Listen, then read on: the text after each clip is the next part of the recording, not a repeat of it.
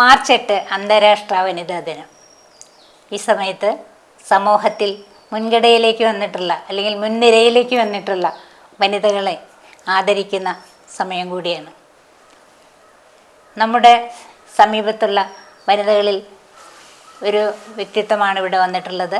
ഷാജിയും ഉമ്മയും എന്ന പേരിൽ ഒരു യൂട്യൂബ് ചാനലുണ്ട്. അത് വിജയകരമായി മുന്നോട്ട് നടത്തിക്കൊണ്ട് പോകുന്നവരാണ് അവർ. ഇന്നത്തെ ദിവസം നമുക്ക് അവരോടൊത്ത് ചെലവഴിക്കാം. ഷാജിയെയും ഉമ്മയെയും വീഡിയോയിലേക്ക് സ്വാഗതം ചെയ്യുന്നു. സ്വാഗതം. ഇവർ വെറും 3 വർഷം കൊണ്ട് 7.5 ലക്ഷത്തോളം യൂട്യൂബ് സബ്സ്ക്രൈബർമാരും അതേപോലെ ഫേസ്ബുക്കിൽ അവർക്ക് 2.5 ലക്ഷം ഫോളോവേഴ്സും ഉണ്ട്. അപ്പോൾ ഇത് വളരെ ചുരുങ്ങിയ കാലം കൊണ്ടാണ് ഇവരിലേക്ക് എത്തിയത്. ഇവരുടെ പേര് നസീമ എന്നാണ് ഇവരുടെ പേര്. ഷാജി ഉമ്മ എന്ന് പറയുന്നത് മറ്റേ ഷാജി പറയേണ്ട ആവശ്യമില്ല. ഒരു യൂട്യൂബ് ചാനൽ തുടങ്ങണം എന്നുള്ളൊരു ആശയം നിങ്ങളുടെ മനസ്സിലേക്ക് എങ്ങനെയാണ് ഉണ്ടായത്? നമ്മൾ ഈ കൊറോണയൊക്കെ ഉണ്ടായിരുന്നല്ലോ, അപ്പോൾ എല്ലായിടത്തും പൂട്ടിയിരുന്നു. അപ്പോൾ പിന്നെ ജോലിയൊന്നും ഇല്ലാതെ ഇങ്ങനെ വെറുതെ ഇരിക്കുമ്പോൾ എൻ്റെ മോൻ ചോദിച്ചു, നമുക്കൊന്ന് യൂട്യൂബ് ചാനൽ തുടങ്ങി വയ്ക്കാമല്ലോ ചോദിച്ചു. അപ്പം നമുക്കൊന്ന് പരീക്ഷിച്ച് നോക്കാമെന്ന് വിചാരിച്ചിട്ട് അങ്ങനെ സ്റ്റാർട്ട് ചെയ്തതാണ് യൂട്യൂബ്. ഈ കൊറോണ സമയത്ത് കുറേ യൂട്യൂബ് ചാനലുകൾ തുടങ്ങിയിട്ടുണ്ട്. അപ്പോൾ നിങ്ങളുടെ മകന് ഒരു ജോലി ഉണ്ടായിരുന്നല്ലോ അല്ലേ? അവൻ ഡിപ്ലോമ വരെ പഠിച്ചതാണ്. മറ്റു കോഴിക്കോട് അശോക് ലൈൻ്റെ സ്റ്റോർ റൂമിൽ വർക്ക് ചെയ്തുകൊണ്ടിരുന്നതാണ്. അപ്പോൾ ഈ കൊറോണ കാരണം അവിടെയൊക്കെ പൂട്ടി അങ്ങോട്ടും ഇങ്ങോട്ടും കടക്കാൻ പറ്റാണ്ടായി. അപ്പൊ പിന്നെ വെറുതെ പിന്നെ വീട്ടില് മറ്റേ ഇതാണല്ലോ എന്ത് നമ്മളെ വർക്ക് മറ്റേ വീട്ടില് അങ്ങനല്ല, വീട്ടിലിരുന്നിട്ടാണല്ലോ ജോലി ഉണ്ടായിരുന്നില്ല, വർക്ക്ഷോപ്പിലാണല്ലോ ജോലി. അപ്പൊ അങ്ങനെ ഇരുന്നപ്പോ ഞങ്ങള് തുടങ്ങിയതാണ്. മക്കളെ എന്നൊരു വിളിയുണ്ട്. സത്യത്തിൽ എത്ര മക്കളാ? ഈ പറഞ്ഞ 7 ലക്ഷം മക്കളുണ്ട് സബ്സ്ക്രൈബറായിട്ട്. ഈ ഷാജിക്ക് പുറമെ പിന്നെ ആരാ വീട്ടിലുണ്ട്? എനിക്ക് മക്കളെന്ന് പറഞ്ഞാൽ എനിക്കുള്ളത് 2 മക്കളാ, ഒരു മോനും ഒരു മോളും. പക്ഷെ പ്രസവിച്ച മക്കള് 2 എനിക്ക് പ്രസവിക്കാത്ത മക്കള് കുറേ എണ്ണുണ്ട്. ഈ പറഞ്ഞ മക്കളെ മോളെ കല്യാണം കഴിഞ്ഞ് അവൾക്കൊരു കുട്ടിയായി. ഇനി എന്റെ മോനിക്ക് കല്യാണം നോക്കിക്കൊണ്ടിരിക്കണം.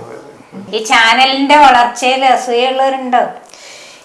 വലിയ അസുഖമൊന്നുമില്ല. എന്താ വെച്ചാൽ നമ്മള് കഷ്ടപ്പെട്ടിട്ടല്ലേ ഉണ്ടാക്കണത്, അത് ചുറ്റുമുള്ളവർ കണ്ടുകൊണ്ടിരിക്കുകയല്ലേ. ആർക്കും ഒരു ഗുണം ദോഷമൊന്നും വരാൻ പോണില്ല. ഞാൻ പറട്ടെ, ഞാനൊരു പെട്ടികൾ ഇടണു, അതേ സ്ഥലത്ത് മറ്റൊരു പെട്ടികൾ എനിക്ക് നഷ്ടമാണ്. നിങ്ങളുടെ ചാനലുകൊണ്ട് എനിക്കൊന്നും പറ്റാൻ പോണില്ല. എനിക്ക് വേണ്ടി വേറെ ചാനൽ ഉണ്ടാക്കാം. ഇതിപ്പോ യൂട്യൂബർ ഒരു ആൾക്കാരുടെ ഇഷ്ടത്തിനനുസരിച്ചിട്ടല്ലേ. ഇതിപ്പോ ഉമ്മയുടെ വീഡിയോ കാണുന്ന ആൾക്കാർക്ക് ഉമ്മയുടെ രീതിയിലുള്ള ആൾക്കാരെ ഇഷ്ടാവും. ഇതിപ്പോ വേറെ ഇപ്പൊ പാചകക്കാരായിട്ട് കുറെ ആൾക്കാരില്ലേ. അപ്പൊ എല്ലാരും വീഡിയോക്കും നമ്മള് ഭക്ഷണം ഉണ്ടാക്കണ നമ്മള് കഴിക്കണം. അതിന് മറ്റുള്ളവർക്ക് ആർക്കും അത് സ്വസ്ഥത കേട്ടാനുള്ള ഒരു സാധ്യതയും ഇല്ല, കുറവാണ്. ഈ ഷാജി ഇപ്പൊ കുറച്ചൊക്കെ രംഗത്ത് വരുന്നുണ്ടല്ലോ പല വീഡിയോകൾ തുടക്കത്തിലും അവസാനത്തിലും. അത് എനിക്ക് അസൂയ തോന്നിട്ടാ. എങ്ങോട്ടെങ്കിലും പോകുമ്പോഴേ എല്ലാവരും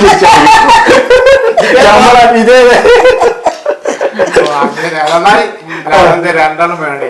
ഇതെന്താ ഉമ്മ ഉണ്ടാക്കിയപ്പോ എന്താ ചോദിക്കുന്നത്? ഇന്നലത്തെ തന്നെയുള്ളൂ ചോദിക്കുന്നത്. അതൊക്കെ നല്ല രസമായിട്ട് ഒരു ചെറിയൊരു അഭിനയൊക്കെ ഉണ്ട് അതില്. എന്തായാലും ഉമ്മ ഇതിനൊക്കെ തയ്യാറാവുന്നുണ്ട്. പറഞ്ഞ അതേപോലെ സംവിധാനിക്കേണ്ട അതേപോലെ ചെയ്യാറുണ്ട്. അതെ അതെ അതെ. എല്ലാവർക്കും ഉമ്മയുടെ നാച്ചുറൽ അഭിനയാന്നാ പറയാ. ഞാൻ കുറച്ച് ആർട്ടിഫിഷ്യലും ഉമ്മ ഭയങ്കര നാച്ചുറൽ പുറത്തേക്ക് വന്നു. പ്രൊമോഷൻ ഒക്കെ കിട്ടാറുണ്ടോ നിങ്ങൾക്ക്?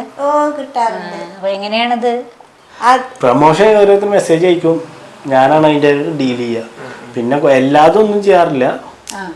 നമുക്ക് ഇതായിട്ടുള്ളത് നല്ലതെന്ന് തോന്നണം. ഉൽപ്പന്നത്തിന്റെ ഒക്കെ ചെയ്യാറുള്ളൂ. നമ്മളധികം പ്രൊമോഷൻ ചെയ്യാറില്ല. നമുക്ക് അത്രക്ക് ആർക്കും ഒരു ഉപദ്രവം ഇല്ല എന്നുള്ളത് മാത്രമേ ഒരു പാർട്ടി ഞങ്ങളും പ്രോഡക്റ്റ് ഇത്ര ക്യാമറ അതിപ്പോ നിങ്ങൾ അതേപോലെ സമ്മതിക്കില്ല. നമുക്കൊരു ബോധ്യപ്പെട്ടുള്ള മാത്രമേ. ഉമ്മക്ക് ഇപ്പൊ ഈ വീട്ടിൽ നിന്ന് ചെയ്യുന്നതിനേക്കാളും ഇത്തിരി വ്യത്യാസമുള്ള ഈ നാട്ടിൽ ഇറങ്ങിയിട്ട് വേണ്ടേ, കടയിൽ പോയിട്ട് വേണ്ടേ. അപ്പൊ അതിന്റെ ഒരു തുടക്കത്തിലേക്ക് ഒരു ബുദ്ധിമുട്ട് തോന്നിയായിരുന്നോ? തുടക്കത്തിലേക്ക് ഒരു ചമ്മലൊക്കെ ഉണ്ടായിരുന്നു. ഇപ്പൊ ഓട്ടോമാറ്റിക്കലായിട്ട് അങ്ങനെ ഇപ്പൊ വലിയ പ്രശ്നമൊന്നുമില്ല. ഇപ്പൊ ആൾക്കാരെ മുന്നിൽ വെച്ചിട്ടൊക്കെ ചെയ്യും. സംസാരിക്കുകയൊക്കെ ചെയ്യും. ആദ്യം ഇപ്പോൾ നമ്മൾ വീട്ടിൽ നിന്നിട്ട് ചെയ്യാണ് പാചകമായിട്ട് ബന്ധപ്പെട്ട് മാത്രം അല്ലേ? അല്ല, പാചകമായിട്ട് ബന്ധപ്പെട്ടിട്ട് വീട്ടിലിരുന്ന് ചെയ്യുമ്പോൾ അവിടെ ആരെങ്കിലും വന്നാൽ ഗസ്റ്റുകൾ ആരെങ്കിലും വന്നാൽ അതൊരു ഇതുപോലെ ഉണ്ടാവും. പക്ഷെ ചെറിയ കുട്ടികളില്ലേ അവിടെ വീടിന്റെ താഴത്താണ് കളിക്കുക.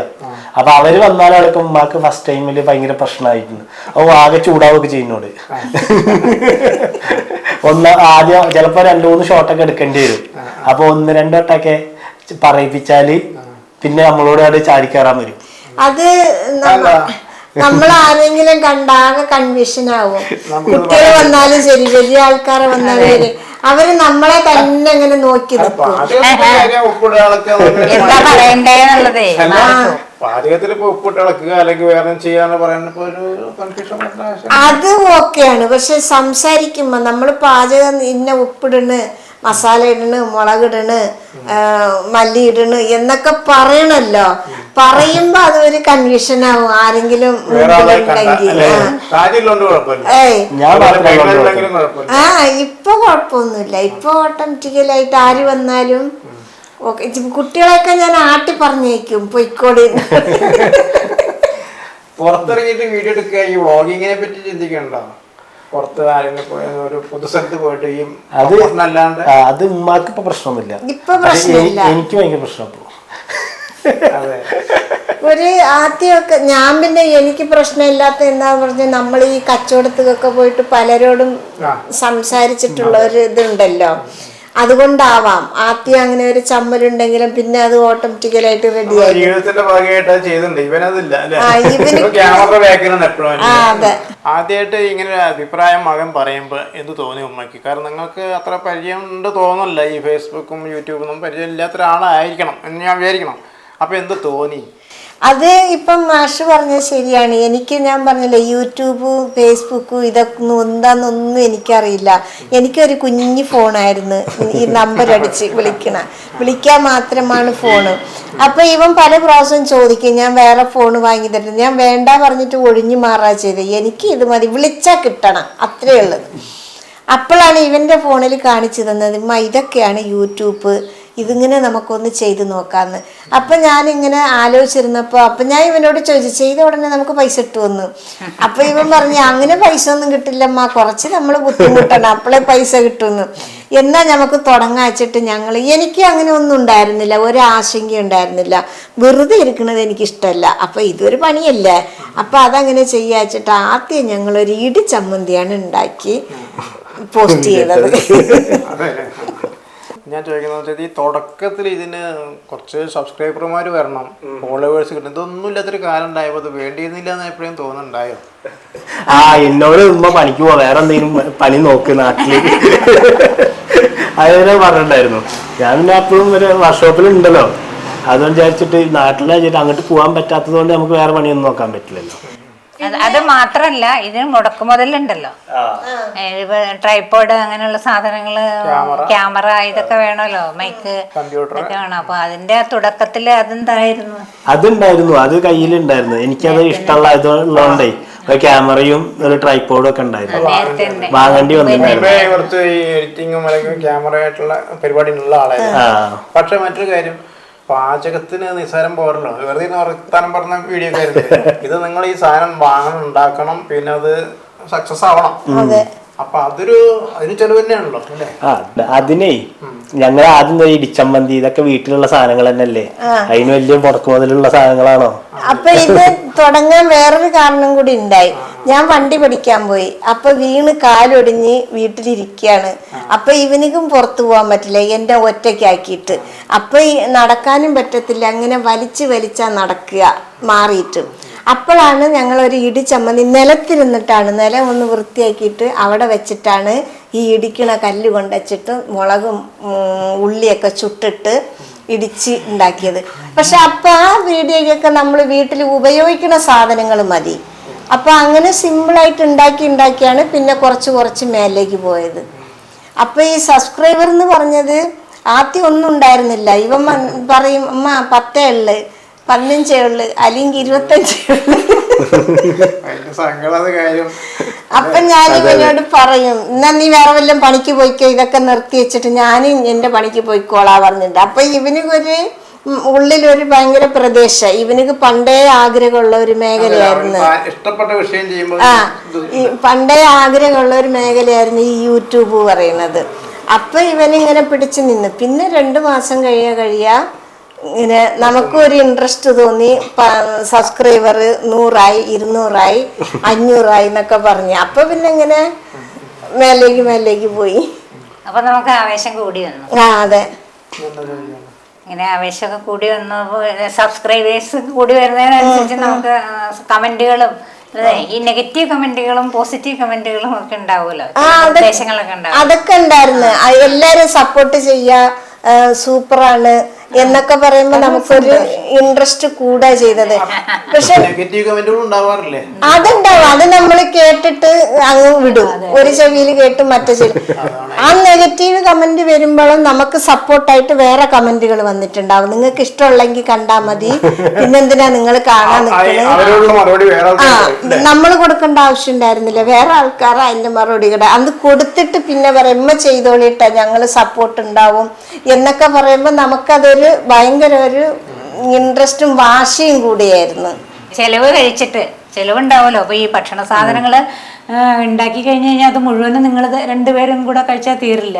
അപ്പോൾ ബാക്കിയുള്ളത് അടുത്ത വീട്ടിലേക്കും ഒക്കെ കൊടുക്കേണ്ടി വരും. കാരണം അത് വേസ്റ്റാക്കി കളയാൻ പാടില്ലല്ലോ. അപ്പോൾ അത് അങ്ങനെ ഒരു ചിലവുണ്ട്. പിന്നെ ഈ സാധനങ്ങളൊക്കെ അതിനുള്ള അക്സസറീസ് ഒക്കെ ഒപ്പിച്ച് വരുമ്പോഴത്തേക്കും അതിനുള്ള ചിലവുണ്ട്. അപ്പോൾ ഇതൊക്കെ എങ്ങനെയാണ് മാനേജ് ചെയ്തിരുന്നതെന്നാണ്. ഈ വരവും ചെലവും കൂടി ഒക്കെ ഉണ്ടോ എന്നാണ്. അതെ, അതോടൊപ്പം തന്നെ യൂട്യൂബ് ചാനലിൽ നിന്ന് എന്തെങ്കിലും ചെറിയ തുകകളൊക്കെ വന്നു തുടങ്ങിയിട്ടുണ്ടാവും. അപ്പൊ നമുക്ക് കൂടുതൽ സന്തോഷമായി തുടങ്ങിയിട്ടുണ്ടാവും ഇതുണ്ടാക്കാൻ. അപ്പൊ എന്നാലും എങ്ങനെയാണ് നിങ്ങള് അതിപ്പോ പറയാൻ വന്നാ നമ്മള് വീട്ടില് ഭക്ഷണം ഫുഡ് ഉണ്ടാക്കണ്ടേ, അത് ഇവിടെ ഉണ്ടാക്കുക. വീട്ടിലുണ്ടാക്കുന്ന നമുക്ക് കഴിക്കാൻ ഉണ്ടാക്കുന്ന ഫുഡാണ് ഇവിടെ വീഡിയോയിലെടുത്ത് ഉണ്ടാക്കുന്നത്. നമ്മൾ വീട്ടിലുണ്ടാക്കുന്നത് സാധാരണമായിട്ടുണ്ടാക്കും. ഇതിലുണ്ടാക്കുമ്പോൾ ഒന്നുകൂടി ഒരു സ്പെഷ്യൽ പോലെ ഉണ്ടാക്കും. അത് നമ്മൾ കഴിക്കും. പിന്നെ നമ്മൾ കഴിച്ചാൽ തീരാത്ത സംഭവങ്ങൾ ഉണ്ടായാൽ അവിടെ സ്കൂൾ കഴിഞ്ഞാൽ കുട്ടികൾ വരും. അവർക്ക് എല്ലാവർക്കും അവർ ഓരി വെച്ച് കൊടുക്കുകയും ചെയ്യും. അവർക്ക് അത് ഭയങ്കര സന്തോഷവുമാണ്. സന്തോഷത്തിൽ പോവുകയും ചെയ്യും. സ്കൂൾ കുട്ടികളൊക്കെ ആയിട്ട് നിൽക്കുന്ന വീഡിയോ കണ്ട് അവിടെ കൊണ്ടുപോയി കൊടുത്തിട്ടുണ്ട്. അല്ലല്ല, അത് ഞങ്ങൾ വീഡിയോ ഭക്ഷണം കൊടുക്കാറുള്ളതൊന്നും വീഡിയോ എടുക്കാറില്ല. അത് ഞങ്ങൾ 1 കിലോ അത് നമ്മളൊരു പ്രൊമോഷന് വേണ്ടി പോയത് നമ്മളെ മുസല സ്കൂളില്. നീ ഒരു കാര്യം ചോട്ടെ, നിങ്ങളിപ്പോ സാമ്പത്തികമായിട്ട് കേവന്മാരാന്നിട്ട് ധാരണ നാട്ടുകാർക്ക് ഉണ്ടാവും. അപ്പൊ അതിനെ തുടർന്ന് നിങ്ങൾക്ക് സഹായങ്ങൾ ആവശ്യപ്പെട്ടുണ്ടാവും. അങ്ങനെ കൊടുക്കാൻ പറ്റില്ല. നിങ്ങൾക്ക് ഇനിയും കുറെ ലക്ഷ്യങ്ങളുണ്ട് നേടാൻ. യൂട്യൂബിൽ വന്നു വരുമാനം ഉണ്ടാവാം, സബ്സ്ക്രൈബർ ഉണ്ടാവും. പക്ഷെ നിങ്ങളുടെ ലക്ഷ്യങ്ങൾ പൂർത്തീകരിച്ചിട്ടില്ല. കുറെ കാര്യങ്ങളുണ്ട്. അതിലൊക്കെ ആൾക്കാർ നിങ്ങൾ വലിയ കാശുകാരാണ്, അവരോട് ചോദിച്ചാൽ കിട്ടുമെന്നാവുന്നു. കിട്ടിയില്ലെങ്കിൽ തരൂ, അങ്ങനത്തെ പ്രശ്നങ്ങൾ. മെസ്സേജ് വരാറുണ്ട് കുറെ. അത് ഉമ്മാക്ക് പിന്നെ അറിയില്ല, ഞാൻ ഉമ്മാനോട് പിന്നെ പറയാറില്ല. കുറെ ആൾക്കാർ മെസ്സേജ് അയക്കും. മറ്റേ അവരുടെ ഫോട്ടോ ഒക്കെ അയച്ചിട്ട് കൈയില്ലാത്ത ആൾക്കാര്, കാല് ഓപ്പറേഷൻ കഴിഞ്ഞ അതാണ്. നമ്മളെ കൊണ്ട് കഴിയുന്ന ചെറിയ എന്തെങ്കിലുമൊക്കെ കൊടുക്കാൻ പറ്റും. അവരുടെ വിചാരത്തില് അവരുടെ വിചാരം. പക്ഷെ അവര് വിചാരിക്കുന്നത് പോലെ നമുക്ക് കൊടുക്കാനുള്ള ബഡ്ജറ്റ് ഒന്നും ആയിട്ടില്ല. ആയി വരുമ്പോ ചിലപ്പോ നമുക്ക് കൊടുക്കാൻ തോന്നും. ഇപ്പൊ നമ്മൾ തന്നെ ഇപ്പൊ പിടിച്ചു നിന്ന് ഇവൻ പറഞ്ഞതുപോലെ ചെറിയ ചെറിയ സഹായങ്ങള് അതിനെ ഇപ്പൊ പറ്റത്തുള്ളു. നമ്മളിപ്പോ യൂട്യൂബ് ചാനലൊക്കെ തുടങ്ങി ഞാനും കാണാറുണ്ട് കേട്ടോ. അപ്പം നിങ്ങൾ സമൂഹത്തിലേക്ക് മറ്റു ആവശ്യങ്ങൾക്കോ അല്ലെങ്കിൽ ഈ ചാനലിൻ്റെ തന്നെ ആവശ്യങ്ങൾക്കൊക്കെ ഇറങ്ങുമ്പോൾ ജനങ്ങളുടെ സമീപനം ഏത് തരത്തിലാണ്? യൂട്യൂബ് തുടങ്ങുന്നതിന് മുമ്പ് പോയിരുന്ന അവസ്ഥയാണോ ഇപ്പോൾ? അല്ല. ഇപ്പൊ നമ്മളെ കണ്ട എല്ലാരും, അന്ന് ചിലവര് നമ്മളെ കണ്ട വാതിലടയ്ക്കുന്നവരുണ്ട്. പക്ഷെ ഇന്ന് അങ്ങനെയല്ല. ഇന്ന് നമ്മളെ കണ്ട നമ്മളൊരു ബഹുമാനത്തോടെയാണ് അവർ നോക്കുന്നതും നമ്മളോട് സംസാരിക്കുന്നതും.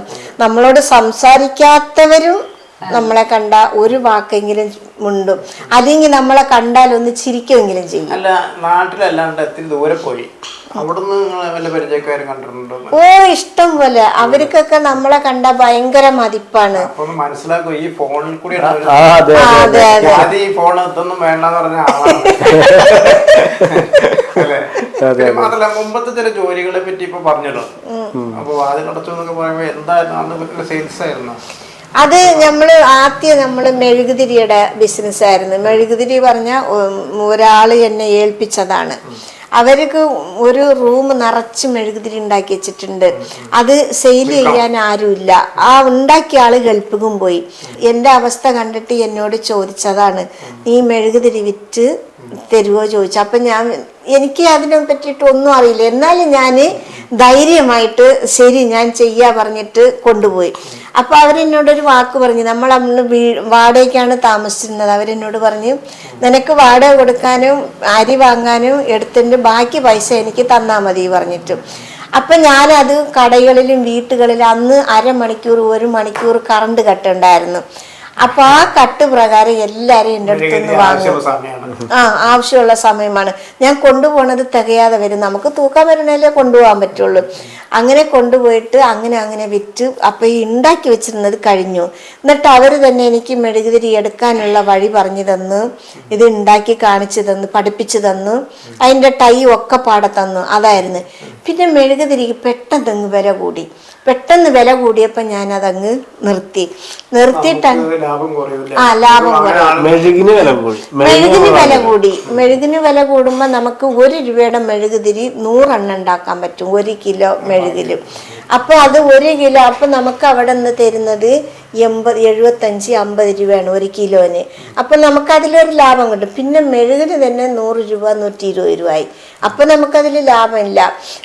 അപ്പൊ ഞാനവിടെ വെറുതെ ഇങ്ങനെ ഇരിക്കുമ്പോൾ ഒരു താത്ത എന്നോട് ചോദിച്ചു, ഞാൻ കുറച്ച് മാക്സി എടുത്ത് തരട്ടെ, നീ കച്ചവടം ചെയ്യുമെന്ന്. അപ്പൊ അങ്ങനെ ഞങ്ങളെ വാടകയ്ക്ക് താമസിക്കുന്ന ഹൗസ് ഓണറുടെ മകളാണ് ചോദിച്ചത്. അപ്പൊ ഞാൻ ചെയ്യാ പറഞ്ഞിട്ട് അങ്ങനെ ഞങ്ങൾ മാക്സി കച്ചവടത്തേക്ക് പോയി. മാക്സി കച്ചവടത്തേക്ക് പോകുമ്പോൾ എല്ലാവരും പറയും, നസീമ തങ്ങൾ ഇങ്ങനെ കൊണ്ടുവരുമ്പോ അതിന്റെ സൈഡായിട്ട് എന്തെങ്കിലും കൊണ്ടുവന്നൂടെ എന്ന്. അപ്പൊ ഈ മാക്സി കച്ചവടത്തിന്റെ സൈഡായിട്ട് അച്ചപ്പം ഉണ്ടാക്കി കൊണ്ടുപോകും. അച്ചപ്പം ഉണ്ടാക്കി കൊണ്ടുപോകും. ഈ അച്ചപ്പം തിന്നാനായിട്ട് കുട്ടികൾ കാവലിരിക്കും. നമ്മൾ ഒരാഴ്ചയിൽ 1 ലൈനിലാണ് പോണത്. അങ്ങനെ കൊണ്ടുപോയിട്ട് അങ്ങനത്തെ കച്ചവടങ്ങളായിരുന്നു. അതൊരു വിട്ടുവീഴ്ചയുള്ള ആളാണ് നിങ്ങളല്ലേ? വിട്ടുവിട്ടിട്ട് നിങ്ങൾ വീണുണ്ട്. അത് കേൾക്കട്ടെ. ഇപ്പൊ തന്നെ ഒരു സർജറി ഒന്നും കഴിഞ്ഞിട്ടാണ് അല്ലേ ഇടക്കാലത്ത് പാചകം നിർത്തിയിരുന്നു തോന്നുന്നുണ്ട്. അതിനെ പറ്റി ഒന്ന് കേൾക്കട്ടെ. ഒന്ന് ബൈക്ക് ഓടിക്കാൻ പോയ കാര്യം അത് വിശദമായിട്ട് വേറെ പറയണം. ഇപ്പൊ ഞാൻ വെറുതെ ഒന്ന് പുറത്ത് കോഴിക്ക് തിന്നാൻ കൊടുക്കാൻ ഇറങ്ങിയതാണ്. അപ്പൊ അതില് ഒരു കറ്റാർവാഴ അവിടെ നിന്ന് തൂങ്ങുന്നുണ്ട്. താഴത്ത് വെച്ചാ കോഴികൾ കൊത്തി മുറിച്ചിടുക. അപ്പൊ ഞാനൊരു ബക്കറ്റിൽ വെച്ചിട്ട് ഒരു മരത്തുമ്മ കെട്ടിത്തൂക്കി വിട്ടിക്കുകയാണ്. അതിങ്ങനെ നമ്മൾ നടക്കുമ്പോ എന്റെ മേത്തൊന്ന് തട്ടി. അത് തട്ടേണ്ട രീതിയിലാണ് വെച്ചിക്കണത്. അപ്പൊ തട്ടുമ്പോ ഞാൻ അതിന്റെ ഇല ഇങ്ങനെ പിടിച്ച് കുഴിഞ്ഞുഴിഞ്ഞ് അതിനോട് വർത്താനം പറഞ്ഞു, ഇവിടെ ഇരുന്നാല് നിന്നെ കോഴികൾ കൊത്തി കൊല്ലും എന്ന് പറഞ്ഞിട്ട് അങ്ങനെ തിരിഞ്ഞു നോക്കുമ്പോഴത്തേക്ക് ഞാൻ താഴത്താ കിടക്കുന്നത്. രണ്ടാമത്തെ വീഴ്ച. അതല്ല, ഇതൊക്കെ കഴിഞ്ഞിട്ട് ഇന്നോട് വന്ന് പറയണേ, എടാ ഞാൻ ഈ ഇവിടുന്ന് സ്റ്റെപ്പായിട്ടാണുള്ള സ്ഥലം, അവിടെ ഈ സ്റ്റെപ്പിന്ന് താഴത്തേക്ക് വീണിട്ട് ഇക്കൊന്നും പറ്റിയില്ല. ഇക്കൊന്നും പറ്റില്ല, ചെറുതായിട്ട് നീരുള്ളു. അവിടെ നോക്കുമ്പോ ചെറുതായിട്ട് തണുത്തിട്ടുണ്ട്. ഈ വളർന്നു വരുന്ന തലമുറയ്ക്ക്, അതായത് ഇപ്പൊ ഉമ്മ വളരെ ഒരു ചെറിയൊരു തുടക്കത്തിൽ കൂടെയാണല്ലോ ഇവിടം വരെയെങ്കിലും എത്തിയത്. അപ്പൊ ഇനി വരുന്ന തലമുറയ്ക്ക് ഏത് തരത്തിലുള്ള ഉപദേശമാണ് നൽകുന്നത്? ഇപ്പൊ എല്ലാവർക്കും ഒരുമിച്ച് വലിയ ഒറ്റയടിക്ക് ഒരു ഉയരത്തിലെത്താൻ പറ്റില്ലല്ലോ. അപ്പൊ എന്ത് ഉപദേശമാണ് യൂട്യൂബിന്റെ കാര്യത്തിൽ മാത്രമല്ല, ജീവിത വീക്ഷണം, നേരത്തെ പറഞ്ഞു നെഗറ്റീവ് കമന്റുകൾ ഞാൻ അത്ര മൈൻഡ് ചെയ്യാറില്ല. കാര്യമാണത്. അതിൽ നിരാശപ്പെടുന്ന എത്ര ആൾക്കാരുണ്ട്. എനിക്ക് പ്രത്യേകിച്ച് പെൺകുട്ടികളോട് പെൺകുട്ടികളോട് അവരാണല്ലോ വളർന്നു വരുന്നത്. അതിപ്പോ എനിക്ക് പറയാനുള്ളത് എന്താന്ന് ചോദിച്ചാൽ, പെൺകുട്ടികൾ എന്ന് പറഞ്ഞാൽ ചിലവർക്കൊക്കെ ഒരു പുച്ഛമാണ്. പെൺകുട്ടികൾ പണിക്ക് പോയിട്ട് 10 രൂപ കൊണ്ടുവന്ന ആണുങ്ങൾ പറയും നീ പണിയെടുത്തിട്ട് വേണ്ടേ എൻ്റെ കുടുംബം നടത്താൻ എന്നൊക്കെ പറയും. പക്ഷെ അവരുടെ ആശ്രയത്തിൽ ജീവിക്കാതെ പെൺകുട്ടികൾ സ്വന്തം കാലിൽ നിൽക്കാൻ പഠിക്കണം. പിന്നെ എന്ത് കൈത്തൊഴിലാണെങ്കിലും ചെറുതായിട്ടെങ്കിലും ഒന്ന് പഠിച്ച് നമുക്ക് 10 രൂപ കിട്ടുമ്പോൾ നമ്മുടെ ആവശ്യങ്ങൾക്ക് നമുക്കത് ഉപയോഗപ്പെടും. ചിലർ ആത്മഹത്യക്ക് ചിന്തിക്കുക, അതൊന്നും ഒരു പരിഹാരമല്ല. സ്വന്തം കാലിൽ നിൽക്കാനും സ്വന്തമായിട്ടൊരു തീരുമാനം എടുക്കാനും ഇപ്പോഴുള്ള മേഖലകളിൽ പെൺകുട്ടികൾക്ക് അത് അത്യാവശ്യമാണ്. ഇപ്പോൾ പെൺമക്കൾ ആരും വീട്ടിലിരിക്കാറില്ല. വലിയ വലിയ പെൺമക്കൾ വരെ, വീട്ടിലുള്ള പെൺമക്കൾ വരെ പണിക്ക് പോകാൻ തുടങ്ങണ്, കടകളിൽ നിൽക്കണ്. അങ്ങനെ എല്ലാ ജോലിക്കും അതിൻ്റെതായ ഒരു അന്തസ്സുണ്ട്. അത് മറ്റുള്ളവരുടെ കാഴ്ചപ്പാടല്ല നമ്മൾ നോക്കുക. നമുക്ക് എന്താ തോന്നുന്നത് അത് ചെയ്യുക. നല്ലതെന്ന് തോന്നുന്നത് നല്ലതായിട്ട് ചെയ്യുക. ഒരു കാര്യം ചെയ്യുമ്പോൾ 100 വട്ടം ആലോചിക്കണം, അത് ശരിയാവുമോ. മറ്റുള്ളവരോടല്ല അഭിപ്രായം ചോദിക്കുക, നമ്മളടുത്ത് തന്നെ അഭിപ്രായം ചോദിച്ചിട്ട് അത് തീരുമാനിച്ച് എല്ലാ പെൺമക്കളും ഒരു തീരുമാനത്തിലെത്തി സ്വന്തം കാലിൽ നിൽക്കാൻ പഠിക്കുക. ഭർത്താക്കന്മാരുടെ ആശ്രയത്തിൽ ആരും നിൽക്കരുത്. എന്നാൽ അവരെ കൂടെ ഇരിക്കരുതെന്നല്ല പറഞ്ഞത് കേട്ടോ. നമ്മുടെ സ്വന്തം കാര്യങ്ങൾ അവരോട് പൈസ ചോദിക്കുമ്പോൾ അവർക്ക് 100 ബുദ്ധിമുട്ടുണ്ടാവും. അതില്ലാതിരിക്കാൻ അവരെ സഹായിക്കാൻ പറ്റും, നമുക്കും നമ്മുടെ കാര്യം നോക്കാൻ പറ്റും. അതാണ് എനിക്ക് പറയാനുള്ളത് പെൺകുട്ടികളോട്. എന്തായാലും ഈ ഷാജിയും ഉമ്മയും എന്നുള്ള യൂട്യൂബ് ചാനലും ഫേസ്ബുക്ക് പേജും ഒക്കെ കൂടുതൽ നന്നാവട്ടെ, കൂടുതൽ റീച്ച് ഉണ്ടാവട്ടെ, കൂടുതൽ എല്ലാ രീതിയിലും ഉയരട്ടെ എന്നാണ് ഞങ്ങൾക്ക് പറയാം.